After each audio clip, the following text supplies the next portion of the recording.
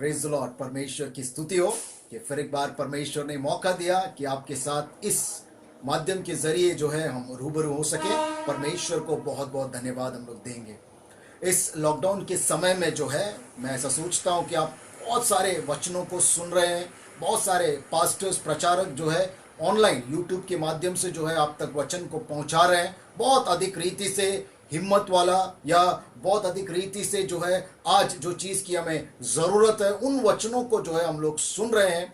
तो आज मैंने सोचा कि क्यों नहीं इस समय का इस्तेमाल करें और हम लोग जो है एक ऐसे किताब पर मनन करें जो शायद आज तक हमने जो है पढ़ा नहीं है या आज तक इसको समझा नहीं है। तो we will meditate on the book of revelation जो है अभी से इस संडे से जो है हम लोग रेवलेशन की किताब के कुछ पंक्तियों को, कुछ वचनों पर जो है लेकर जो है हम लोग थोड़ा थोड़ा करके मनन करेंगे और उसको समझने की हम लोग कोशिश करेंगे। और बहुत सारे मसीही लोग या बहुत सारे हमारे चर्च के लोग, यूथ स्पेशली जो है, बहुत लोगों ने कहा मुझे कि रेवलेशन से जो है पास्टर आप क्यों नहीं प्रचार करते हैं। तो आज जो है हम लोग उस किताब को हम लोग जानने की कोशिश करेंगे। रेवलेशन या प्रकाशित वाक्य, प्रकटने, ये जब किताब का नाम आता है क्या क्या हमारे जहन में आता है? एंटी क्राइस्ट, 666, पूरे दुनिया का अंत, कि यहाँ वहाँ जो भूकंप होने वाला है, युद्ध होने वाला है, यीशु मसीह वापस होने वाला है, हमारा न्याय होने वाला है, हम लोग स्वर्ग जाएंगे, हम लोग नर्क जाएंगे, क्या क्या होने वाला है, ये सब हमारे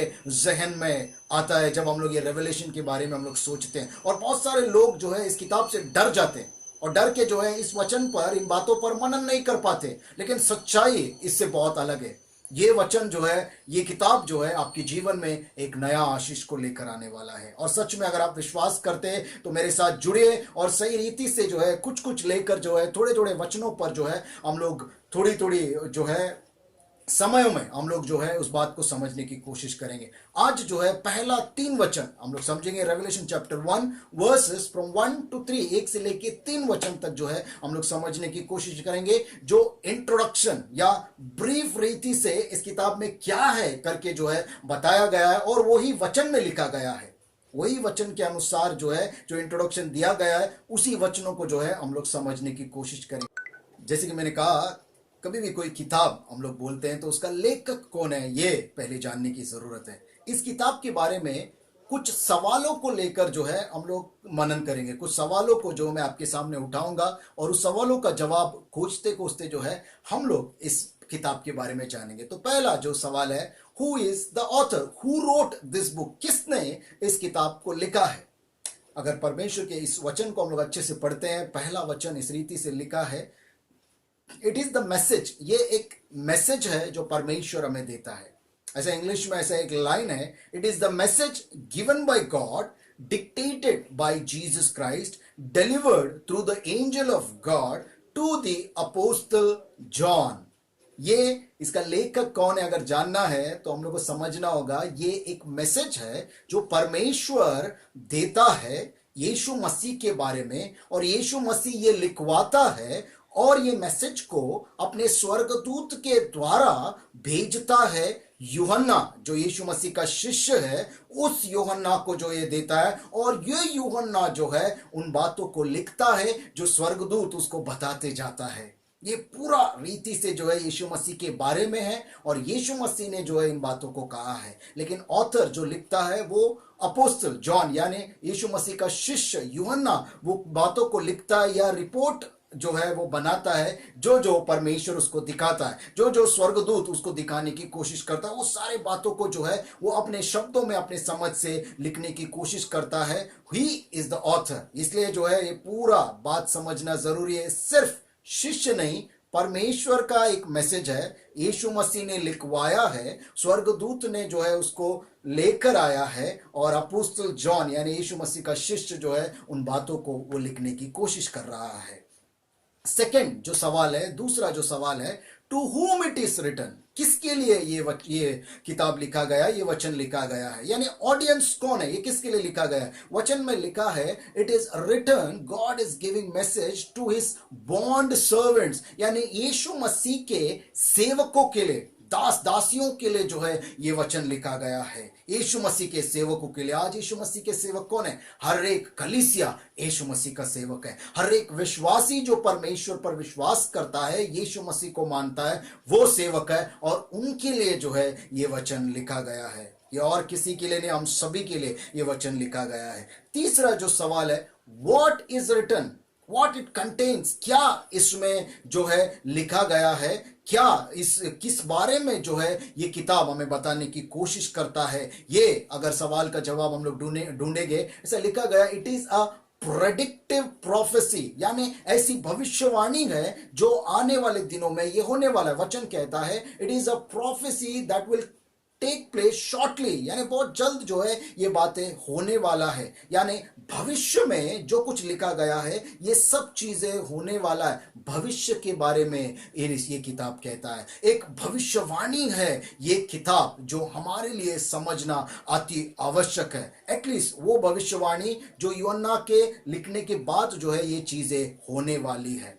लेकिन इसमें एक चीज समझना जरूरी है, हिंदी में ऐसा लिखा है शीघ्र होने वाला है, या इंग्लिश में हम लोग बहुत सारे अलग अलग वर्जन्स को हम लोग पढ़ते हैं, it will take place in a short time या इन अ शॉर्टली, यानी बहुत कम समय में ये होने वाला है। लेकिन ग्रीक में ये शब्द ऐसा लिखा गया है एंटेकाई, यानी कि क्विकली या suddenly it will come to pass, यानी कि जल्द होने वाला है या शीघ्र होने वाला है, वहां पर लिखा है। उसका मतलब ये नहीं कि अभी होने वाला है, उसका मतलब ये है कि अचानक होने वाला है। हम समझ भी नहीं पाएंगे कब शुरू होगा और ये कब खत्म हो जाएगा, यानी शॉर्टली यहां पर लिखा है, क्योंकि 2000 से भी ज्यादा सालों से जो है हम लोग इस वचन को पढ़ रहे हैं कि ये कब होने वाला है, कब होने वाला है, लेकिन इस वचन को हम लोग ने कभी नहीं समझा। वहां पर वचन कहता है it will take place in a short period of time, in a shortly, यानी बहुत जल्द होने वाला है। इसका मतलब है वो अचानक होने वाला है, अब या अभी होने वाला, ऐसा नहीं कहता है वचन। ग्रीक शब्द को हम लोग समझेंगे तो कहता है अचानक,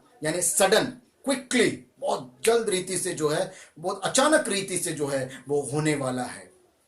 ऐसा करके वो वचन में लिखा गया है। अगर आप लोग समझेंगे हाउ इट इज रिटन, किस रीति से वो लिखा गया है, वचन में जो है बहुत सारे साइंस एंड सिंबॉलिक लैंग्वेज इस्तेमाल किया गया है, यानी बहुत सारे चिन्ह को जो है लेकर लिखा गया है। क्यों चिन्ह का इस्तेमाल किया है, क्यों सीधे तरीके से नहीं लिखा? ऐसे बहुत सारे लोग जो है सवाल पूछ सकते हैं या उनके जहन में ये सवाल आता होगा। जस्ट फर्ज करो ये बातें स्वर्गदूत एक इंसान को बता रहा है और वो इंसान स्वर्ग के बारे में जो है लिख रहा है, भविष्य में होने वाली बातों के बारे में लिख रहा है। जस्ट मैं एक उदाहरण देना चाहूंगा। अगर मैं आपको कहूं कि एक गोल सा एक चीज है, एक ग्राउंड है, और उस ग्राउंड में जो है 15 लोग हैं, 12 लोग जो है एक ही जगह पर खड़े हुए हैं और 3 लोग जो है घूम रहे हैं, और एक बहुत तेजी से घूम रहा है, एक थोड़ा कम तेजी से घूम रहा है, और एक जो है तीसरा बंदा जो है बहुत ही स्लो, बहुत ही धीरे धीरे वो घूम रहा है, और सब 12 लोगों को मिलते जा रहे हैं वो 3 लोग। ये चीज क्या है? अगर ज्यादा अच्छे से हम लोग सोचेंगे, ये और कुछ नहीं, घड़ी के बारे में बात कर रहा हूं। क्लॉक जो दीवार पे लटकता है, जो हमारे हाथों में है, उस घड़ी में अगर हम लोग देखेंगे, एक ग्राउंड है, 12 लोग हैं, 3 लोग घूम रहे हैं। लेकिन ये घड़ी है इसीलिए हम लोग समझ पा रहे हैं क्योंकि ये शब्द हम लोग जानते हैं, इसके बारे में हम लोग जानते हैं। लेकिन जो वचन कहता है, अगर समझो ये घड़ी, ये शब्द ही हम लोग नहीं जानते, ये नाम अगर हम लोग नहीं जानते तो कैसा डिस्क्राइब करते? ऐसा ही करते कि एक बहुत बड़ा ऐसा ग्राउंड है जहां पर 12 लोग हैं, ये 3 लोग ऐसे कर रहे हैं, यानी इस तरीके से वो वचन लिखा गया है, इसलिए वो सिंबॉलिक वे में लिखा गया है। मैं ऐसा सोचता हूं कि यूहन्ना भविष्य के बारे में लिख रहा है, स्वर्गीय बात के बारे में लिख रहा है, जो चीजें उसने शायद कभी भी नहीं देखा है, उन चीजों के बारे में वो लिख रहा है। तो वो कैसे लिखेगा? जो उसको समझ में आ रहा है, जैसे उसका समझ है वैसे वो लिखने की कोशिश कर रहा है, इसीलिए उस सिंबॉलिक वे में उसको समझना जरूरी है। चिन्हों के द्वारा जो है वचन बताने की कोशिश कर रहा है। और एक बात जो है उसमें लिखा हुआ है, अगर उस प्रकाशित वाक्य अच्छे से हम लोग पढ़ते हैं, बहुत सारा कुछ जो है पुराने नियम से जुड़ा हुआ चीजें वहां पर लिखा है। ऐसा स्कॉलर लोगों ने रिसर्च किया है। आउट ऑफ 404 यानी 404 वचन रेवलेशन में से 278 278 वचन जो है पुराने नियम के वचनों से जो है हम लोग को जोड़ता है। It has a reference in the old testament, यानी 70%, 70% चीजें जो है पुराने नियम से जो है हम लोग को जोड़ने की कोशिश करता है, जो प्रकाशित वाक्य में लिखा गया है। इसीलिए ऐसा किसी ने कहा है, इस रेवलेशन, इस प्रकाशित वाक्य की किताब को समझने के लिए इससे पहले के 65 बुक यानी 65 बुक्स को जो है समझना बहुत जरूरी है। जो वो 65 बुक समझ गया, ये किताब जो है बहुत अच्छे रीति से जो है समझ सकता है। हो सकता है हम लोग, बहुत सारे लोग जो है 65 बुक्स को नहीं जानते, फिर भी जो है हम लोग धीरे धीरे इन वचनों को जो है समझने की हम लोग कोशिश करेंगे। अभी सबसे जो मुख्य कारण है, वाई इट इज रिटन, ये सवाल बहुत अहम है। क्यों ये लिखा गया है, क्या कारण है इसका लिखने का, what is the reason why it is written. इसका एकमात्र आंसर, इसका उत्तर जो है तीसरे वचन में हम लोग पढ़ सकते हैं, टू ब्लेस। जी हाँ, आपको आशीष देने के लिए ये वचन लिखा गया। अगर तीसरा वचन अगर आप लोग अच्छे रीति से पढ़ते हैं, वहां पर लिखा है to bless the reader, the listener and the keeper, यानी जो पढ़ने वाला है, जो सुनने वाला है, या जो इस बातों को मानने वाला है, उनके ऊपर जो है परमेश्वर आशीष देने के लिए जो है ये वचन ये लिखा गया है, रेवलेशन का किताब। जी हाँ, to reader, to listener and to the keeper of this word, परमेश्वर चाहता है। और बहुत अच्छी बात है इस वचन का, यूहन्ना ऐसा लिखता है कि जो पढ़ेगा, जो सुनेगा, या जो उसके ऊपर अमल करेगा, जो उसको मानेगा, वो आशीषमय होगा। यहां पर यह नहीं लिखा है कि जो इसको समझेगा, क्योंकि बहुत मुश्किल है इसको पूरे रीति से, कंप्लीटली इसको समझना बहुत ही मुश्किल है। लेकिन हम लोग आशीषमय हो सकते हैं, परमेश्वर का आशीष हम लोग पा सकते हैं सिर्फ उसको पढ़ने से, सिर्फ उसको जो है हम लोग सुनने से, सिर्फ उसको मानने से और समझने की कोशिश करने से जो है परमेश्वर जो है हमको आशीष देने वाला है। और ये किताब हमें आशीष देने के लिए लिखा गया है, ना कि कोई कंफ्यूजन क्रिएट करने के लिए या ना कोई हमें डराने के लिए, लेकिन आशीष देने के लिए। और जो यीशु मसीह पर विश्वास करते हैं, जो उसका आने का इंतजार कर रहे हैं, उसके लिए सचमुच ये नया आशीष को लेकर आने वाला है। और एक बात है जो इस किताब के बारे में जानना जरूरी है, जब रेवलेशन का किताब या प्रकाशित वाक्य इस किताब के बारे में हम लोग सोचते हैं, इसको समझने के लिए जो है बहुत अलग अलग इंटरप्रिटेशन लिखे गए हैं, बहुत अलग अलग तरीके से जो है इसको समझने की कोशिश किया गया है। इतिहास में जो है 4 बेसिक अप्रोच, यानी 4 ऐसे दृष्टिकोण हैं जिसके जरिए जो है इस किताब को जो है हम लोग समझने की कोशिश कर सकते हैं, या इस किताब को जो है हम लोग जो है समझने की कोशिश किया गया है, उस चीज को जो है हम लोग समझेंगे। 4 बेसिक अप्रोचेस जिसके जरिए जो है ये रेवलेशन का किताब को समझाया गया है। स्कॉलर्स लोगों ने जो है ये 4 तरीके ढूंढ निकाले हैं जिसको हम लोग जानने की कोशिश करेंगे। पहला जो है इस रीति से लिखा गया प्री टेरिस्ट अप्रोच, ये एक दृष्टिकोण है। 4 दृष्टिकोण में से पहला दृष्टिकोण है प्री टेरिस्ट अप्रोच, यानी ये दृष्टिकोण ऐसा मानता है कि यूहन्ना जो यीशु मसीह का शिष्य ये रेवलेशन का किताब लिख रहा है, ये सिर्फ और सिर्फ जो है उन लोगों के लिए लिखा है जो उसके समय में क्रिश्चियंस लोग थे, जो उसके समय में मसीही लोग थे। सिर्फ उन्हीं लोगों के लिए ये यूहन्ना वचन लिखने की कोशिश कर रहा है, और उन्हीं लोगों के लिए जो है ये वचन है। और इसीलिए ये चिन्ह या सिंबॉलिक वे में लिखा गया है, ताकि उन लोगों तक जो है एक मैसेज पहुंचा सके। क्योंकि बहुत सारा कुछ जो है रोमन गवर्नमेंट, रोमन सरकार के विरुद्ध जो है कुछ कुछ बातों को जो है यहाँ पर लिखा गया है, और इसलिए चिन्हों को इस्तेमाल किया है ताकि सरकार इसको ना समझ सके, लेकिन जो मसीहों के पास ये बात जाएगा वो मसीह इसको समझ पाए। तो ये दृष्टिकोण ऐसा विश्वास करता है कि सिर्फ और सिर्फ उस यूहन्ना के समय में जो क्रिश्चियंस, जो मसीही भाई बहन थे, सिर्फ उन्हीं के लिए जो है ये किताब लिखा गया है, ये वचन लिखा गया है। उसका दूसरा दृष्टिकोण या सेकेंड अप्रोच इज हिस्टोरिसिस्ट अप्रोच, यानी ऐतिहासिक दृष्टिकोण है ये। और ये ऐसा विश्वास करता है ये दृष्टिकोण कि ये किताब लिखा गया है सिर्फ चर्च एज के लिए, यानी चर्च एज के यानी सिर्फ कलीसियाओं के लिए जो है ये लिखा गया, अंतिम समय के लिए या लास्ट डेज के लिए नहीं लिखा गया है। यीशु मसीह के आगमन के समय जो जो होने वाले उनके लिए नहीं, लेकिन सिर्फ चर्च का एक पर्टिकुलर पीरियड है। यानी हम लोग पढ़ते हैं मेडिवल पीरियड, रिफॉर्मेशन पीरियड जो हो चुका है, वो लिखने के बाद जो है बहुत साल पहले जो है 12वीं सदी या 13वीं सदी जो भी है, उन उन कालों में जो है ये वचन हो चुका है। उन लोगों के लिए ही ये वचन था। अभी ये वचन जो है अप्लाई नहीं होता, या हमारे लिए ये वचन नहीं है करके, ऐसा इस दृष्टिकोण का मानना है। और जो कुछ लिखा है वो सब हो चुका है, और ये सिर्फ और सिर्फ चर्च के लिए है या कलीसिया के लिए लिखा गया है। तीसरा जो अप्रोच है, तीसरा जो दृष्टिकोण है, ऐसा लिखा गया है पोएटिक अप्रोच। पोएम हम लोग सभी लोग को मालूम है, जैसे पोएटिक यानी ऐसा बातें लिखा जाता है, कुछ कुछ शब्दों को इस्तेमाल करके जो है हमें समझाने की कोशिश किया जाता है। और ये ऐसा लिटरल यानी जो लिखा है उसको वैसा ही नहीं समझना है। ये दृष्टिकोण हमें ऐसा विश्वास दिलाता है जैसा लिखा है वैसा नहीं समझना है, ये ऐतिहासिक है ऐसा नहीं समझना है, लेकिन ये प्रेजेंट है।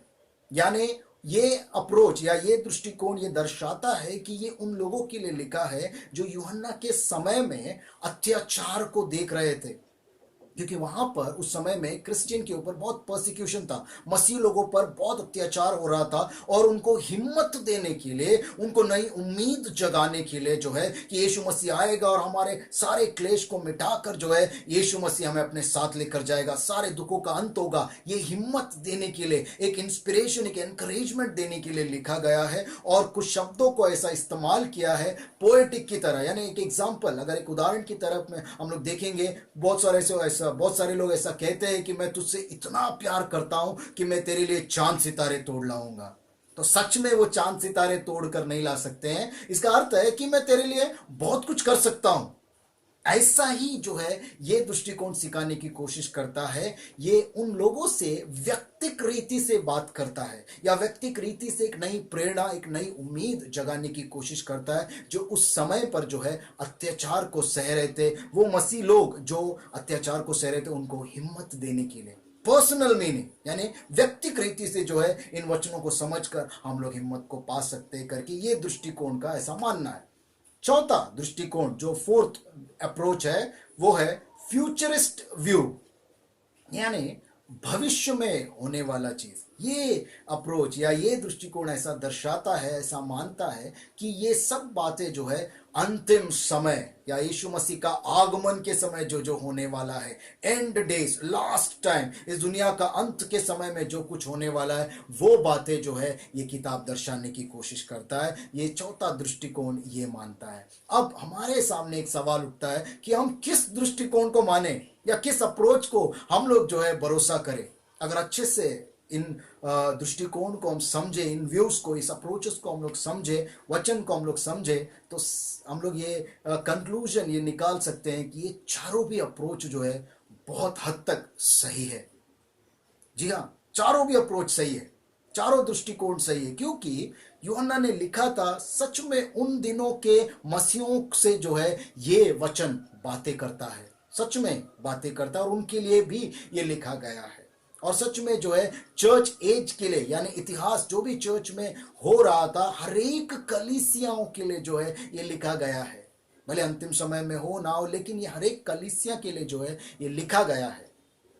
और तीसरा जो हम लोग देखते हैं कि पोएटिक व्यू, यानी हर एक के लिए पर्सनल मीनिंग है, क्योंकि आज भी जब हम लोग ये वचन को पढ़ते व्यक्तित्व रीति से जो है एक नई प्रेरणा, एक नई उम्मीद को जगाता है। It has a personal meaning. और चौथा जो है, ये तीनों अप्रोच अगर सही है तो चौथा अप्रोच भी जो है सही होना चाहिए, क्योंकि अंतिम समय में ये सारी बातें होने वाला है। चौथे अध्याय से जब हम लोग पढ़ते हैं वो सारी बातें जो है एंड टाइम्स या जो भविष्य में जो है अंतिम समय में ये होने वाला है, उन चीज़ों को लिखा गया है। चारों भी अप्रोच जो है सही हो सकते हैं और सही भी है हमारे जीवन में, जब हम इस किताब को हम लोग समझने की कोशिश करेंगे।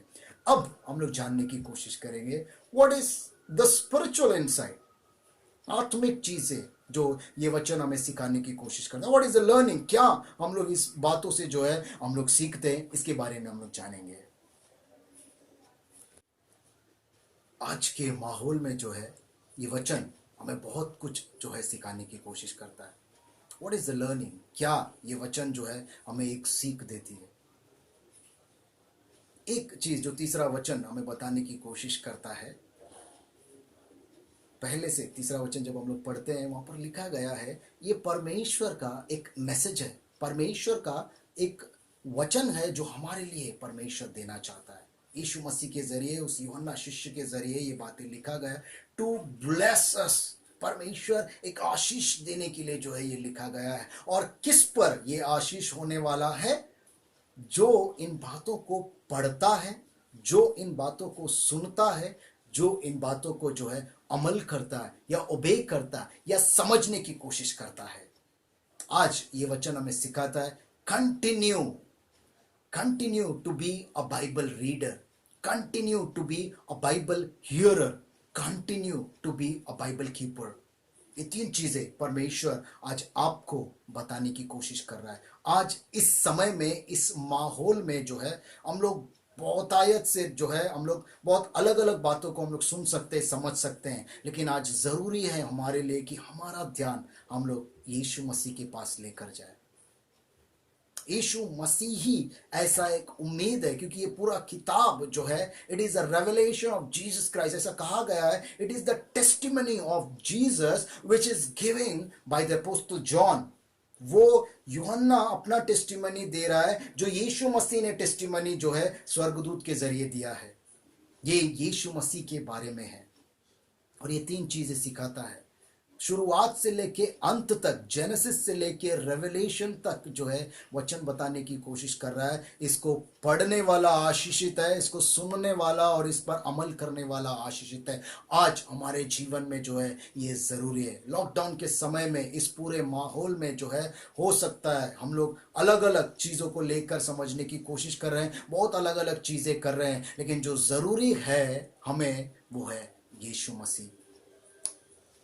ये वचन हमें सिखाने की कोशिश करता है, don't neglect any part of the Bible. कोई भी चीज बाइबल के बारे में निग्लेक्ट मत करो, क्योंकि जेनेसिस में ऐसा लिखा है, in the beginning God created heaven and earth, और रेवलेशन में ऐसा लिखा है, this is the revelation of Jesus Christ. यानी शुरुआत से लेके अंत तक ये परमेश्वर के बारे में, ये यीशु मसीह के बारे में। डोंट निग्लेक्ट एनी पार्ट, कोई भी बात जो है मिस नहीं करना है, क्योंकि यही जो बातें हैं हमको अनंत जीवन देने वाला है। जब ये वचन कहता है कि हमें ब्लेसिंग देने के लिए ये किताब लिखा गया है, पूरा बाइबल जो है हमें आशीष देने के लिए लिखा गया है। ये वो आशीष नहीं है जो आप लोग अपने जीवन में समझ रहे हैं। बहुत सारे लोग ये सोचकर आशीष पा रहे हैं, बहुत सारे लोग ये खुश कर रहे हैं कि परमेश्वर का आशीष है कि इस कोरोना वायरस में जो है मुझे वायरस का इफेक्ट नहीं हुआ है, या मैं बीमार नहीं हूं, या मैं बहुत अच्छे से रह रहा हूं, या मेरे जीवन में कोई कमी नहीं है, मेरे जीवन में सब कुछ पूरा हो रहा है। बहुत सारे लोग ऐसे आशीष को सोचते हैं कि मेरे पास जो है सारा धन दौलत है, बहुत सारा सेविंग है, ये मेरा परमेश्वर का आशीष है, परमेश्वर को धन्यवाद है। या मैं बीमार नहीं हूं, या मेरा बच्चा अच्छा पढ़ा लिखा है, या मेरे बच्चे का सैलरी अच्छा है, मेरे बच्चे को अच्छा जॉब मिला है, मुझे अच्छा जॉब मिला है, मेरा जिंदगी बहुत अच्छे से रीति से, मेरा बहुत अच्छा बड़ा घर है, बहुत सारा चीज मैंने जमा करके रखा है। ये सारी चीजों को जो है हम इंसान आशीष सोचते हैं, और ये सब ब्लेसिंग सोचकर परमेश्वर का धन्यवाद करते हैं। Very good, it is a part of blessing, but the blessing which God is giving you, it is the eternal life.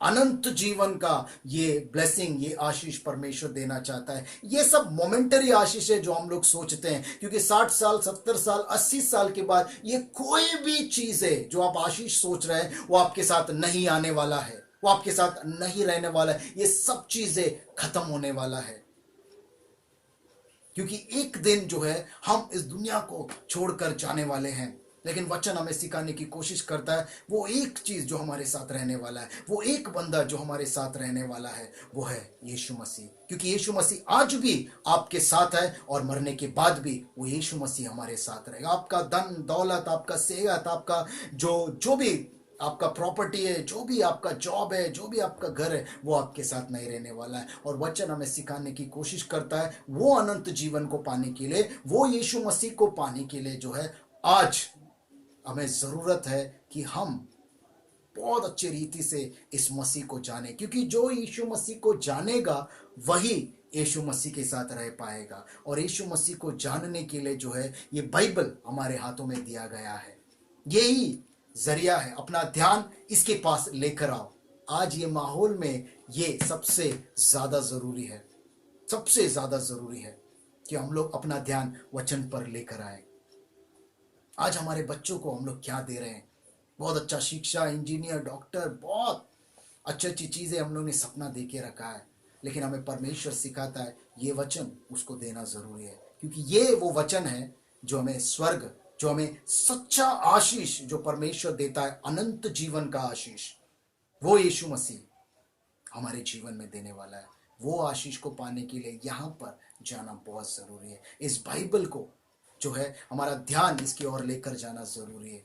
इस समय में सारे स्कूल्स बंद है, कॉलेजेस बंद है, क्यों ना हम अपने बच्चों को एनकरेज करें बाइबल की ओर, परमेश्वर की ओर। जब एक हम लोग एक कंपटीशन कर रहे हैं और मैंने एक सवाल पूछा था कि हु इज जीसस, यीशु मसीह कौन है, कितने लोग इसको लिख रहे हैं, कितने लोग इसको सोच रहे हैं। बहुत अच्छा लगा कि एक एल्डर ने दूसरे ही दिन जो है पूरा लिखकर भेज भी दिया, मुझे बहुत अच्छा लगा मुझे ये। लेकिन कितने लोग इसका आंसर सही रीति से दे सकते हैं? हु इज जीसस, यीशु मसीह के बारे में आप लोग क्या जानते हैं? यीशु मसीह को किस हद तक हमने परमेश्वर को ग्रहण किया है, उसको प्राथमिकता दिया है, या उसको हम लोग जानते हैं सही रीति से? आज वचन एक चैलेंज करने की कोशिश करता है। Be the readers, the listener and the keeper of this word. परमेश्वर के वचन को जो है पढ़ना, सुनना, समझना अति आवश्यक है। इसमें हमको वो मसीह मिलेगा जो हमको अनंत जीवन देने वाला है। आपके बच्चों को आज के माहौल में ये बाइबल की जरूरत है, इसका आदत लगाओ, क्योंकि ये उस नरक की आग से हमें, हमारे बच्चों को जो है बचाने वाला है, और बहुत खुशी का एक स्वर्ग राज्य परमेश्वर के साथ हमें देने वाला है। तो क्यों ना आज से ही जो है हम लोग कोशिश करें कि ये वचन के ऊपर लेकर आए। इसलिए स्पिरिचुअल इनसाइट या जो बातें ये पहला 3 वचन हमें सिखाता है, be the reader, be the listener and be the doer, the keeper of this word, obey these words. इसीलिए जो है बाइबल को जो है हमें प्राथमिकता देना बहुत ज़्यादा ज़रूरी है। आज वो बाइबल जो है हमें उस यीशु मसीह के बारे में बताएगा जो अनंत काल का आशीष हमें देगा, और वही सच्चा आशीष है जो परमेश्वर आपके जीवन में देता है। सारी महिमा परमेश्वर को हम देते हुए जो है हम आपके जीवन में आशीष को मांगते हैं। सारे आशीष जो है परमेश्वर जो आपके जीवन में देता है, उसके लिए परमेश्वर को धन्यवाद करो, और सच्चा आशीष पाने के लिए जो है हर एक वो कोशिश करो। इस माहौल में हमारा ध्यान जो है बाइबल की तरफ लेकर जाना अति आवश्यक है। परमेश्वर आपके जीवन में बहुतायत से आशीष लेकर आए। आने वाले दिनों में इस रेवलेशन की किताब के आगे के कुछ वचनों को जो है हम लोग जानने की कोशिश करेंगे। सारी महिमा परमेश्वर को देते हैं। आमीन।